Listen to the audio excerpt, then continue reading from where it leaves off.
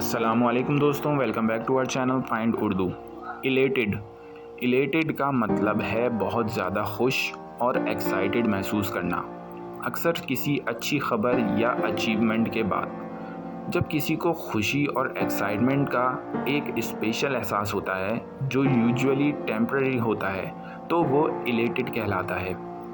Example, उसे job में promotion मिलने पर वो बहुत इलेटेड महसूस कर रहा था।